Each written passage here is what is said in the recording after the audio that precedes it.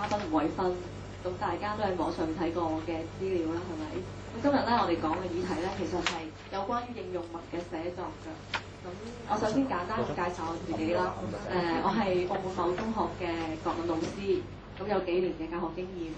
咁並且咧，今年剛剛喺澳大咧取得嗰個語言學碩士嘅學位。咁我嘅研究嘅課題咧，其實係同公民有關嘅，係研究咧澳門行政公民嘅格式嘅行政公民優化研究嘅，即係喺呢啲政府部門裏面用嘅公民嘅格式同埋文種嘅優化研究。咁其實行政公民就係應用文嘅一個分支啦。咁而我亦都喺大學嘅時候修過呢門科，咁所以一直都有興趣，積累咗一啲基礎，所以當我有信心、有自信咧嚟講一講呢一個課題。咁我亦都首先想了解大家，睇下我哋呢班新畢業嘅朋友其實係嚟自邊度嘅？我想問下大學生有幾多位啊？可唔可以舉下手？然後再舉多隻，1、2、3、4、5、6、7，呢度大多數都係，咁其他嗰啲都係在職㗎啦，係咪？哦，都幾好，好。咁我想問下大家，咁嚟聽到呢個課題一定有一個期望㗎。究竟想學習應用文嘅乜嘢咧？因為我之前同阿梁卓庭講得唔係好具體，其實，但係我都想知道大家想學。所講，即係寫出一啲好正式啲、官方啲嘅比較規範啲嘅文章。即係因為平時寫嘅可能都係啲好感性啊、好隨意嘅嘢，但係寫啲好正式、官方啲可能就寫唔出。所以想學習可能關於啲咁嘅嘢。咁其實喺大學嘅課程上，有冇想話學其他嘢咁樣啊？梁天怡講下。咁你哋想學啲咩文種嘅有冇啊？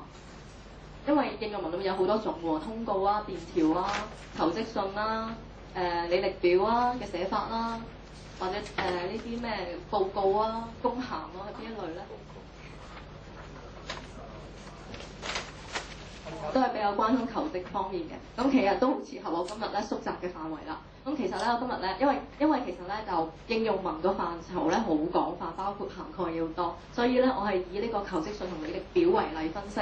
咁我亦都係想講下我呢個講座嘅特色，就係話咧，我唔想就係攞一本書作為參照物，就係講話你點樣去寫呢個信文嘅格式，而係咧中間咧貫徹一啲理論，用理論咧嚟指導我哋做一反三，咁樣去睇嗰啲文種係點樣寫咯。我相信呢一個方法會比較好。好啦，咁我將會咧逐項講解以下嘅內容㗎。第一，我會講下咧信封嘅寫法，咁當中譬如話嗰啲敬詞啊，同埋嗰啲交通語點樣寫啦。咁然後咧我會咧信紙嘅接法，呢個比較有趣，一陣間會同大家講話。咁信紙我都識接啦，你同我接，即係你要講啲咩嘢咧？咁跟住第三，信玉嘅寫法，信玉咧就即係話咧係信嘅正文嘅寫法。第四咧我會講求職信嘅寫法啦，正式係。最尾我會講履歷表嘅設計方法。好，咁首先形象啲俾大家個印象先，你睇下呢一封信有冇啲咩問題？揾個朋友坐近啲睇下好唔好？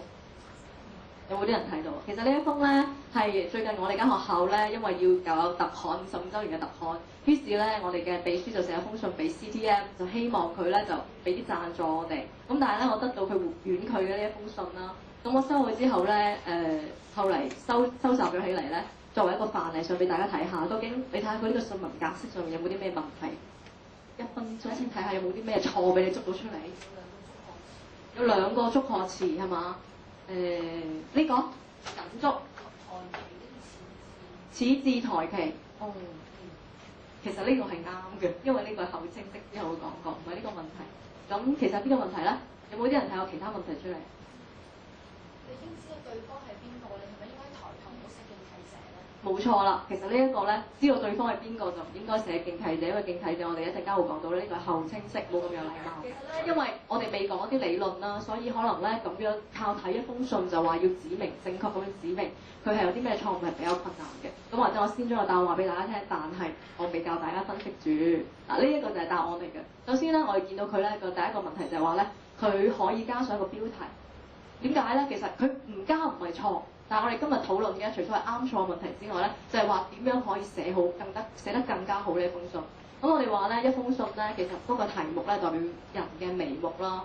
咁咧，如果寫嗰個題目嘅話咧，咁可以令到我哋一目了然，一睇封信就知道佢係講啲乜嘢嚇。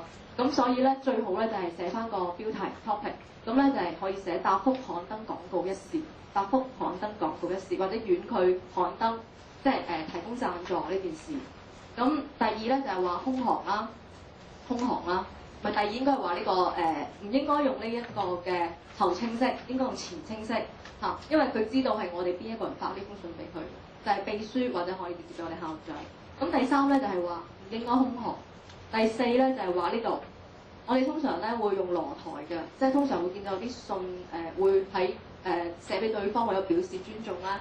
貴公司譬如喺貴前面咧羅台，即係空一個格，呢個叫羅台，一陣間會同大家講嘅。咁但係咧佢咧反而相反咧，竟然咧佢就喺識本公司喎，佢唔係尊敬人哋，佢都反過嚟話要嚟尊敬我自己，即係將自己嘅位置咧抬得好高。本公司啊，而家係唔係你哋公司，唔係你哋學校啊？咁所以咧，其實呢一個咧就違反咗後嚟我哋會講嘅禮貌原則，唔禮貌嘅呢一個係。咁呢個係1、2、3，第三個問題。咁第三個問題係啦，係咁多。呢封信咧就3個問題。一陣間我哋會有多啲嘅例子同大家分析。咁咧，首先我哋學習每一門學科咧，我相信都要搞到3個 W 嘅，即係話搞到3個 W。咁係邊3個 W 咧？我哋話第一，究竟呢一門學科係啲乜嘢嚟？即係個定義係乜嘢？定義係乜嘢？咁然後咧，我哋就知道 why 點解我哋要學呢一科？點解我哋要學呢一科？第三，我哋就用 how 咁點樣學咧？知道咗佢係乜嘢？點解要學？咁點樣學咧？即係話要一個認識個方法，一個方法。咁呢啲咧搞到呢3個 W，我相信就係話咧掌握一門入門課或者任何一個學科嘅一個基本嘅一個方法嚟嘅。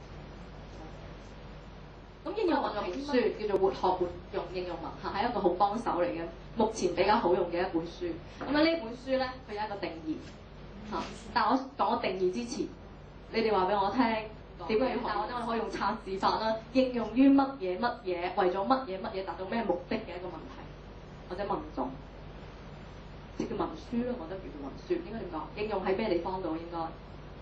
應用喺比較正式嘅。比較正式嘅。日常咁，如果我哋話私人信件，我寫封情信俾個女仔，咁算唔算應用文咧？情信算唔算？情信佢係信件嚟嘅喎，都算。其實可以話佢嗰個接觸面係比較廣嘅，應用喺日常生活嘅，為咗公事同埋私事嘅，達到一定嘅公事或者私事上嘅目的嘅一啲嘅應用問題。咁我哋睇下呢本書點樣講啦。佢話咧應用文咧係個人、企業、社會團體、政府機構、公司喺日常生活、生產經營、實行管理以及其他工作、學習等方面，為咗咩咧？辦理事務、公務而寫作和使用的。咁特點就係有明確嘅目的、直接嘅應用價值、確定嘅字法對象或特定嘅格式嘅一種書寫格式。咁我哋好明確啦，其實簡而言之，佢就係為咗溝通同交流，不管係私事或者係公事，都係為咗溝通交流。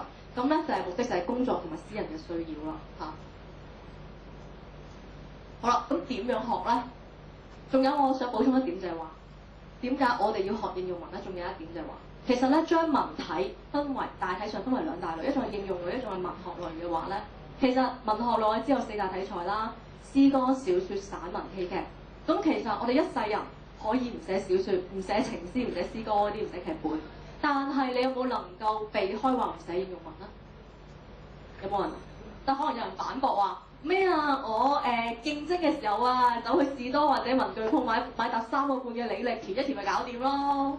咁但係你填嗰個履歷3個半嗰沓履歷，係咪就係應用文啊？你填嗰個表都已經係咯喎。又或者你可以諗下，3個半嗰沓履歷，你去見咩工咧？如果你見簡單嘅工，係不足以去 sell 你自己喎，將你嘅賣點突出嚟喎。係嘛？尤其是你有一定嘅履歷，我哋40、50歲，淨係單靠呢個履歷表，可能我只能夠見普通嘅工、清潔工或者係 sales 咁樣，係嘛？所以呢個亦都係。